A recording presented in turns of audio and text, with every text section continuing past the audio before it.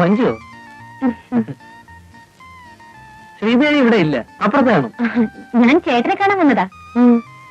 ഞാനൊരു കാര്യം പറഞ്ഞ അത് സ്തുതിഗീതമായി ചേട്ടന് തോന്നരുത്. ഇല്ല, ഈ വീട്ടിൽ ചേട്ടനൊഴിച്ച് ബാക്കി എല്ലാവരും ഫൂൾസ് ആണ്. ചേട്ടാ, നാളത്തെ ദിവസം എന്താണെന്നറിയോ? April 1st, അതായത് വിഡ്ഢികളുടെ ദിവസം. എല്ലാവരും ഫൂളാക്കാൻ വേണ്ടി ഞാനൊരു സൂത്രം ഒപ്പിക്കുന്നുണ്ട്. ചേട്ടനോട് മാത്രം പറയാം.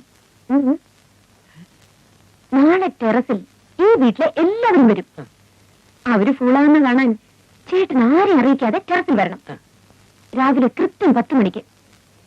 ഇങ്ങനെ ഓരോരോ വീട്ടുകൾ നാളത്തെ ദിവസം അറിയാത്ത ലോകത്ത് ആരെങ്കിലും ഉണ്ടാവും. അവരൊക്കെ എന്റെ പ്രദേശമായിട്ടൊന്നും ജനിച്ചല്ലോ എന്ന് ആലോചിക്കുമ്പോഴാ. അതെ അതെ. അപ്പൊ ഞാൻ പറഞ്ഞ പോലെ നാളെ കൃത്യം 10 മണിക്ക്. ഓക്കെ, 10 മണിക്ക്. നാളെ രാവിലെ 10 മണിക്ക്. ഇവനൊക്കെ അനുഭവിക്കുന്ന എനിക്കൊന്ന് കാണണം. പിന്നെ അപ്പോ എല്ലാരും വരുമോ? അവരെല്ലാരും ഫൂൾസ് ആവുന്ന എനിക്കൊന്ന് കാണണം. പക്ഷെ മഞ്ജു, മമ്മി അറിഞ്ഞാൽ? അതിന് ആന്റി നാളെ ഓഫീസിൽ പോകും. അടുത്ത റിലീസ് ചെയ്യാനുള്ള 2-3 പടങ്ങളുടെ സെൻസറിങ്ങിന് പോകണമെന്നാ പറഞ്ഞത്. അപ്പൊ രാജേട്ടാ, നാളെ രാവിലെ കൃത്യം 10 മണിക്ക്. ഓക്കെ? ഓക്കെ.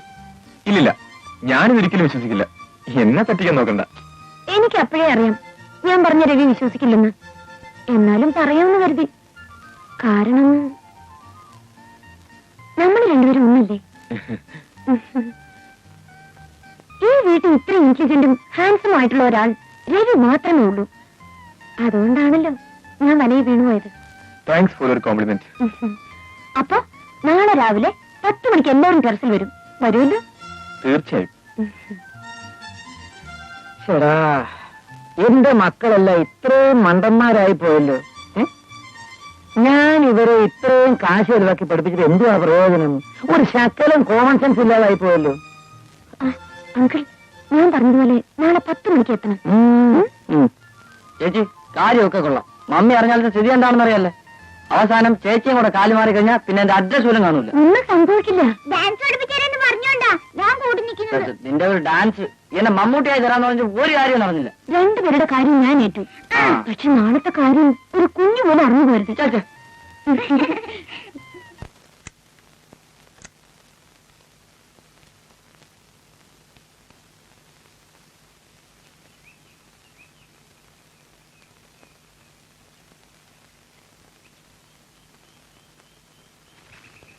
ആരെയും കാണുന്നില്ലല്ലോ. കഴുതോളൊന്നും എത്തിയിട്ടില്ലെന്നാ തോന്നുന്നത്. ആ, വരട്ടെ.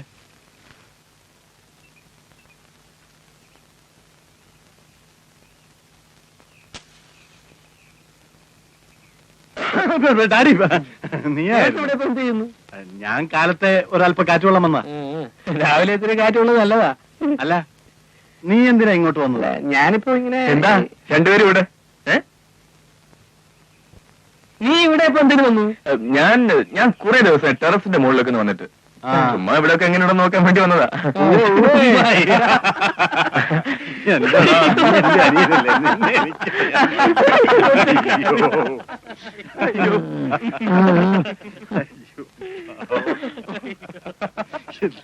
എന്താണ് പതിവില്ലാതെ നമ്മുടെ വീട്ടിലൊരു ചിരിയും കളിയും ഒക്കെ? എടാ കഴുതകളെ, നീയൊക്കെ ഇത്ര മണ്ടന്മാരായി പോയല്ലോടാ. ആ മഞ്ജു നിങ്ങളെ ഏപ്രിൽ ഫൂളാക്കിയതാ. അയ്യോ ഡാഡി, മഞ്ജു എന്നോട് പറഞ്ഞതാ നിങ്ങളെയൊക്കെ ഏപ്രിൽ ഫുൾ ആക്കാൻ ടെറസിൽ എടുത്തു. എന്നോടും പറഞ്ഞതാ. അയ്യോ ഡാഡി, എന്റെ അടുത്തും പറഞ്ഞു. ഓഹോ, അവള് നമ്മളെല്ലാം ഫൂളാക്കിയതാണെന്നാ തോന്നുന്നത്.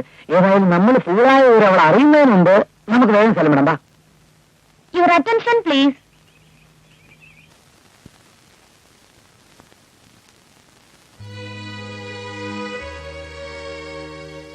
പത്മാവതി, നീ ഒന്ന് സമാധാനപ്പെടും.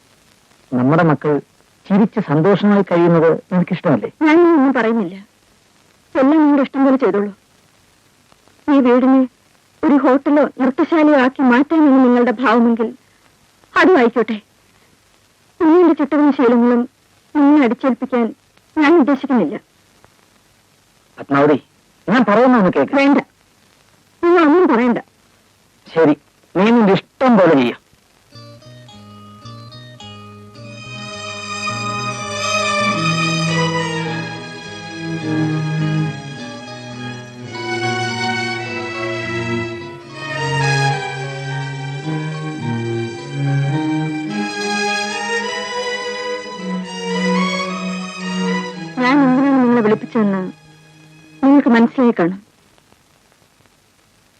ഇതുവരെ ഈ വീട്ടിൽ ഞാൻ പറയുന്നത് പോലെ മാത്രമേ എല്ലാം നടന്നിട്ടുള്ളൂ. പക്ഷെ ഇന്ന് എനിക്ക് മനസ്സിലായി, ഞാൻ പറയുന്ന ഒന്നും നിങ്ങൾക്ക് ഇഷ്ടമല്ലെന്ന്. ഇന്നുവരെ ഈ വീടിനെ കുറിച്ചും എന്റെ മക്കളെ കുറിച്ച് ഓർക്കുമ്പോൾ എനിക്ക് അഭിമാനവും സന്തോഷവുമായിരുന്നു.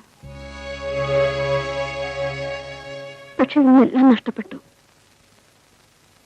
ഇന്നിവിടെ നടന്ന സംഭവം എന്നോടുള്ള തിരിച്ചടിയായിട്ടാണ് എനിക്ക് തോന്നിയത്.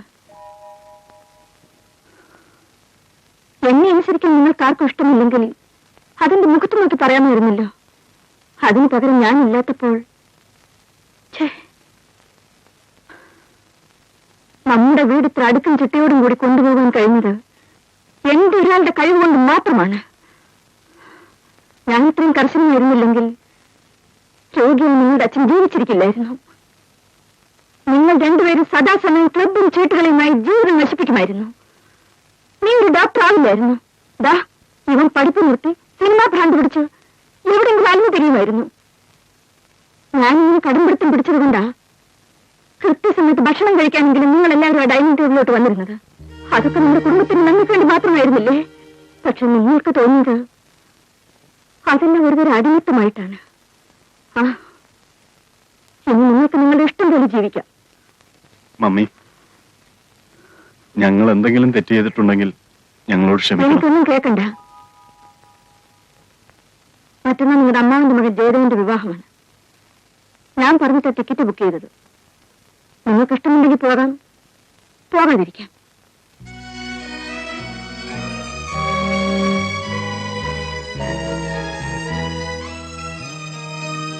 ആന്റി,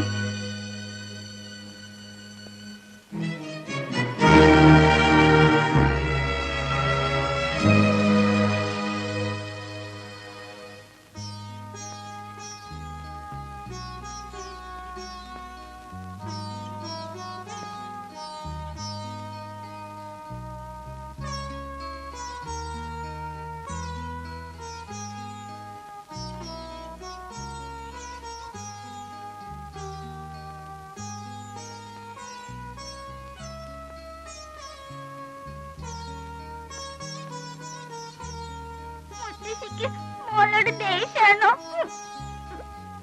മോളിനോട് തെറ്റും ചെയ്യില്ല. മുത്തശ്ശി മോളോട് പിണങ്ങരുത്.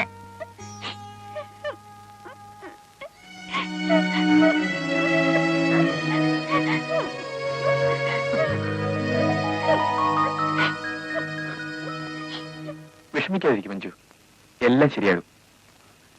ഞാൻ നാളെ എന്റെ വീട്ടിലേക്ക് പോവാണ്. ഇനി ഞാൻ ഇവിടെ നിൽക്കാൻ പാടില്ല. നോ, മഞ്ജു ഇവിടുന്ന് പോകരുത്. മഞ്ജു ഇല്ലാതെ എനിക്ക്... ഇല്ല രവി, ആന്റി ഒരിക്കലും നമ്മുടെ വിവാഹത്തിന് സമ്മതിക്കില്ല. അഥവാ മമ്മി സമ്മതിച്ചില്ലെങ്കിലും മഞ്ജുവിനെ ഞാൻ വിവാഹം കഴിക്കും.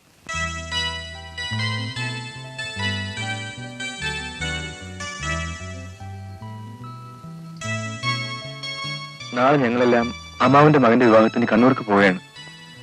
വിവാഹം കഴിഞ്ഞ് വന്നിട്ട് മമ്മിയുമായി എല്ലാം സംസാരിച്ച് ശരിപ്പെടുത്താം. ഞാൻ വരുന്നതുവരെ മഞ്ജു ഇവിടെ തന്നെ ഉണ്ടാകണം.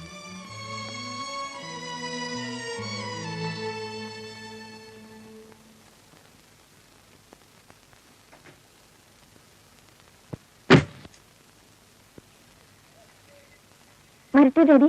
പോട്ടെ മുത്തശ്ശ. ശരി.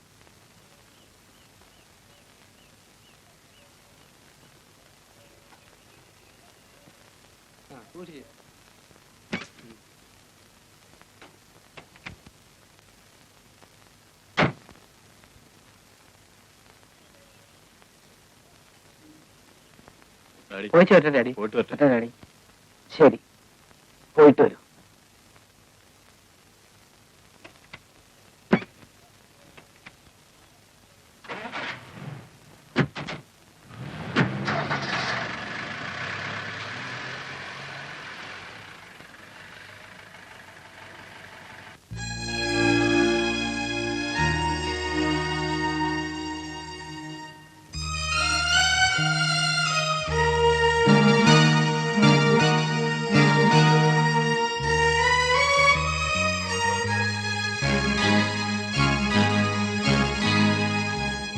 എടോ ഗേൾഫ്രണ്ടേ, തനിക്ക് എന്ത് പറ്റിയിടോ? ദേ, എനിക്ക് ഈ കണ്ണീര് കാണുന്ന ഒട്ടും ഇഷ്ടമല്ല. ആന്റിയോട് ഞാൻ അങ്ങനെയൊന്നും ചെയ്യാൻ പാടില്ലായിരുന്നു.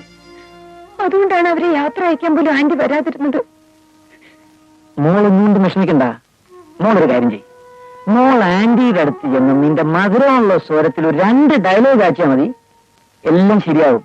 ബാക്കി കാര്യം ഈ ബോയ് ഫ്രണ്ട് ഏറ്റു. ചെല്ലു മോളെ.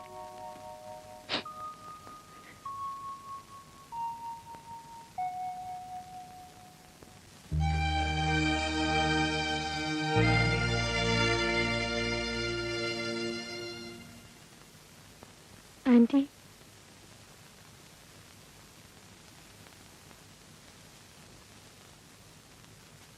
എന്നോട് ക്ഷമിക്കൂ ആന്റി.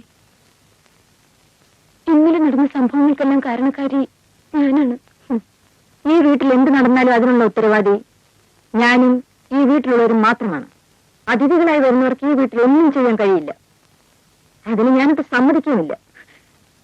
ആന്റി, ഞാനിനി ഒരു തെറ്റും ചെയ്യില്ല. എന്നോട് ക്ഷമിച്ചെന്ന് പറയൂ ആന്റി. എന്താ ഇത്? മഞ്ജു മുറിയിലേക്ക് പോയിക്കോളൂ.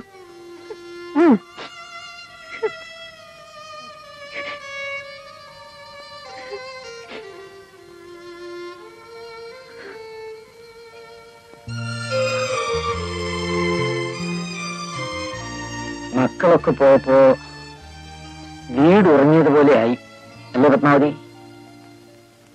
അവരെല്ലാവരും കൂടെ ഉറങ്ങിപ്പോകുന്നത് കണ്ടപ്പോ മനസ്സിന് എന്തോ ഒരു പ്രയാസം. മനസ്സിന് കൂടുതൽ ശക്തി ഉണ്ടാക്കാൻ ശ്രമിക്കുന്നത് നല്ലതാണ്. അവരോരോരുത്തര് അവരവരുടെ കാര്യങ്ങൾ നോക്കി വീട് വിട്ടിറങ്ങി പോകുമ്പോ ചിലപ്പോ നിങ്ങൾക്ക് താങ്ങാനാവില്ലെന്ന് വരും.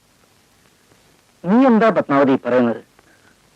സംഭവിക്കാനുള്ള എല്ലാം സംഭവിച്ചു. അവർ കുട്ടികളല്ലേ, പക്വതയും വിവരമുള്ള നമ്മളല്ലേ അതൊക്കെ ക്ഷമിക്കേണ്ടത്. നീ അതൊക്കെ അങ്ങ് മറന്നേക്ക്. കഴിഞ്ഞതൊന്നും എനിക്ക് മറക്കാനാവില്ല.